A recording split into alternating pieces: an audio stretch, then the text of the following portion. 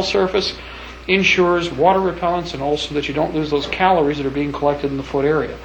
As most of you do know, your feet are a fairly hot area too, so once you have retained this body heat, you can maintain the temperature with it by simply moving the feet for any period of time.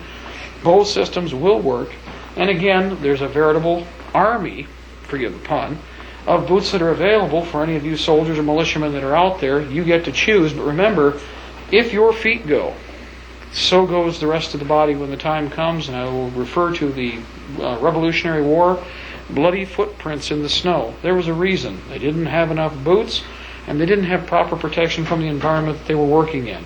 Let's not make that mistake this time around. If you need spares, or if you don't have spares, I should say, buy them. You will need them.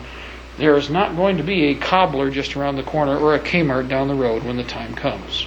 At this point in time, we'd like to demonstrate is utilizing a variety of different systems. We've got a conventional SAR operators, and they're not necessarily an automatic weapon, but in this case, utilizing a large capacity drum. As we said, every weapon, if it's semi-automatic, should have one. In this case, an AR-15 with a 125 round large capacity magazine. In addition to that, taking advantage of old material that is presently available. This is old ripstop woodland camouflage, circa 1975-78. Allowed to bleach out, it creates a lighter material than is normally expected. Not a standard pattern. And cutting and roughing is fine. As with a ghillie suit, you're breaking up the normal patterns. It can be held and retained as needed, and also discarded when necessary. One of the other things that would be done with this weapon under a cold weather environment or with varying conditions is to, as we saw with the counter sniper rifle systems, would be to cover and block many of the overt areas of this rifle to break up its overall pattern. White electrical tape, white duct tape, cloth material, even burlap can be used to break up that particular pattern. While this is a solid white camouflage smock, standard U.S. issue, the different colors with the web gear and other components that are attached do help to break up the overall silhouette. Again, eye protection, which is crucial, especially in a winter environment for sentries and any type of long-range operations, help to reduce strain, wear, and tear, of course, on the eyes themselves. This is a basic example of integrating a variety of different systems, and again, at your discretion, these weapons can be brought to bear with effective firepower and with effective support carried by the individual rifleman. Utilizing a variety of different pieces of equipment here, most of it, of course, standard East German and DDR technology. The winter weather camouflage works exceptionally well with our small personnel.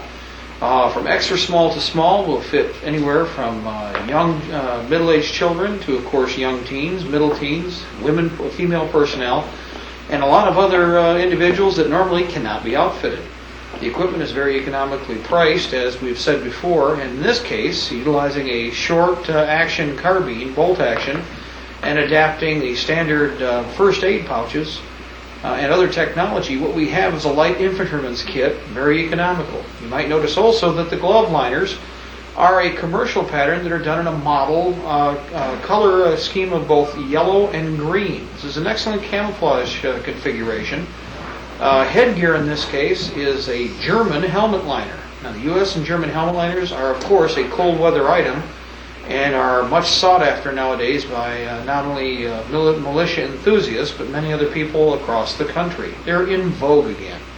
It's a very desirable system. It can be used in a variety of different ways. It covers both the ears, the back of the neck, has a visor in the front, and of course is lined. It will also cover the chin.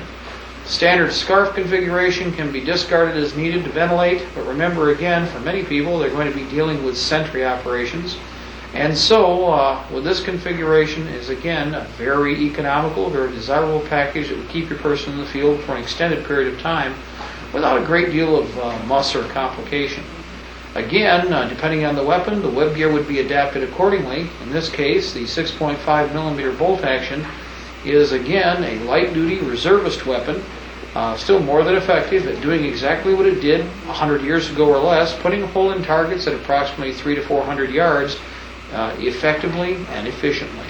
Again, this is an example of utilizing the same type of technology with winter configuration that we saw during the summer phase and was demonstrated quite extensively in equipping for the New World Order. Gentlemen, this evening is give you a chance to see exactly what reloading is all about. Now, we've talked about the capability to produce ammunition for yourself. What we're going to show you here is practical application Almost everything you're going to see, of course, is of professional grade, but is fully acceptable and is fully accessible to virtually all of you that are listening to us tonight. Now, as we've noticed, as you peek through the doorway here, that one of the more sophisticated blue presses is available. This is a multi-station press with a pull of a handle, and we're going to be demonstrating this, of course, for you during the program here. One individual step is followed through on by the press itself. You'll notice that everything is divided and is appropriately inventoried so that you have an understanding and good control over production flow. Case reamers, we're looking, of course, at the finished product, which you're going to see here. Individual cases divided by specific type, size, and, of course, composition. Nickel cases, conventional brass, and nothing, and we'll repeat this through the whole process, nothing for the reloader is junk. Anything that is taken off a case is preserved and saved for future use, possibly. In this case, as with the Dillon presses, of course, the important thing is maintain cleanliness, as you can see. Parts inventories are maintained. Brass, as it's being processed, is maintained in individual containment vessels. These are used for everything from tools to precision devices. You'll notice also, of course, as we proceed through, that anytime you can preserve information, it's made available. And for this reason, of course, take advantage of the many different manufacturers. We're not promoting any particular type of bullet nor any particular type of press. In this case, this is the operator's choice, and again, is a very desirable system. Once you've established what it is that you feel comfortable with, then you follow through and become a professional in your particular area of expertise and interest. In this case, of course, you're going to see several different presses as we move into the room, and you'll find, of course, that there are different systems available. In this case, we have everything from the very static multi-head presses to individual portable presses. That's right. If you're going to be working out, why work out in the field with a bench machine? Why not make all that effort worth something? In this case, this is a single stage press.